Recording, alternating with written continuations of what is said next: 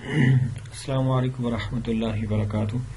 جی ناظرین، آج میں آپ کے لیے ایک اور انٹرسٹنگ سا وظیفہ لے کر حاضر ہوں۔ عشق اور محبت میں کامیابی کا ایک زبردست سا اور ایک ٹانک سا اور ایک بڑا ہی تریاک سا وظیفہ لے کر آپ کے سامنے حاضر ہوا ہوں۔ شاید آج کل ہم سب لوگوں کی یہ ضرورت ہے، ہم سب جتنے بھی نوجوان ہیں، ینگسٹرز ہیں، وہ عشق اور محبت میں تو کامیابی ان کا ایک مین مقصد ہوتا ہے، لیکن آئی تھنک کہ ہم لوگ اس میں کامیاب نہیں ہو پاتے۔ بہت سارے لوگ ایسے ہیں کہ جو اس چیز میں ناکام ہو جاتے ہیں۔ اب میں بات کو زیادہ شاید میں ایکسپلین نہیں کرنا چاہ رہا ہوں کہ عشق و محبت اب کون سی عشق و محبت کی بات ہے۔ عشق و محبت اصل حقیقت اگر ہم اسلام کو دیکھیں، اسلام کو فالو کریں، تو عشق و محبت تو ہوتی ہی اللہ اور اس کے رسول سے ہے، یا اپنی جو آپ کے جو خونی رشتہ دار ہوتے ہیں ان سے ہوتی ہے، ماں باپ سے ہوتی ہے، بہن بھائیوں سے ہوتی ہے، سب سے ہوتی ہے۔ لیکن ہمارے معاشرے میں عشق و محبت وہ ہوتی ہے کہ جو ہم کسی لڑکی سے کرتے ہیں۔ تو یہ وظیفہ اگرچہ آپ اگر کسی لڑکی کو اپنے وہ عشق و محبت آپ اس سے کرتے ہیں، تو اگر آپ اس میں کامیابی حاصل کرنا چاہتے ہیں تو یہ وظیفہ تو بالکل بھی اثر کرے گا، اس میں تو کوئی شک والی بات ہی نہیں ہے کہ اگر آپ کسی لڑکی سے عشق و محبت کرتے ہیں یا لڑکی کسی لڑکے سے کرتی ہے تو انشاءاللہ وہ اگر یہ وظیفہ کریں گے تو ضرور ان کو اس سے افاقہ ہوگا، ان کی مرادیں پوری ہوں گی۔ لیکن میں ویسے پرسنلی میں یہ بلیو کرتا ہوں کہ یہ وظیفہ میں جب بنا رہا تھا اور میں دیکھ رہا تھا تو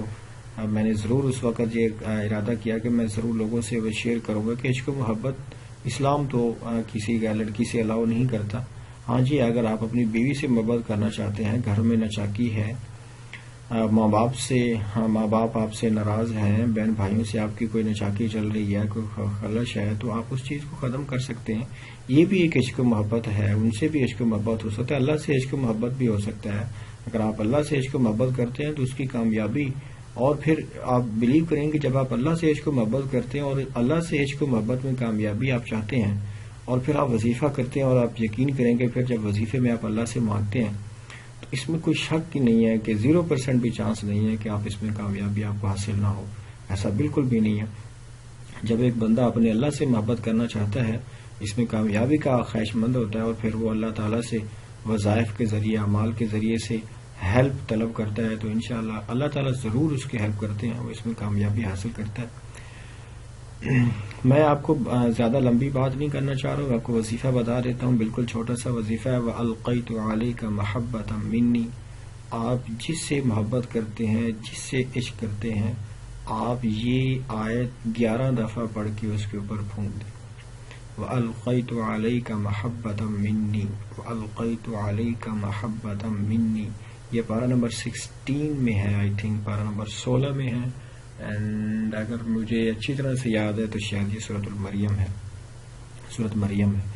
آپ یہ وہاں سے دیکھ سکتے ہیں۔ وَأَلْقَيْتُ عَلَيْكَ مَحَبَّةً مِّنِّي، آپ جس سے محبت، جس سے عشق کرتے ہیں، وہ آپ کی اتنا گرفتار ہوگا کہ بس میں آپ کو بتا نہیں سکتا ہوں۔ لیکن کائنڈلی پلیز آپ اس کو غلط مقصد کے لیے یوز نہیں کریں تو وہ زیادہ ہی بہتر ہے، وگرنہ جہاں تک وظیفے کے ایفیکٹ کا تعلق ہے تو وہ تو مجھے 100% یقین ہے کہ اس کا ضرور اثر ہوگا۔ آپ جس پہ بھی پڑھ کے ایک دفعہ پھونک ماریں گے، ضرور وہ ایک تریاق سے عمل کرے گا، اور آپ کی محبت اور عشق اتنا گرفتار ہوگا کہ پھر کبھی یوں سمجھ لیں کہ جدائی کا چانس بھی نہیں ہوگا۔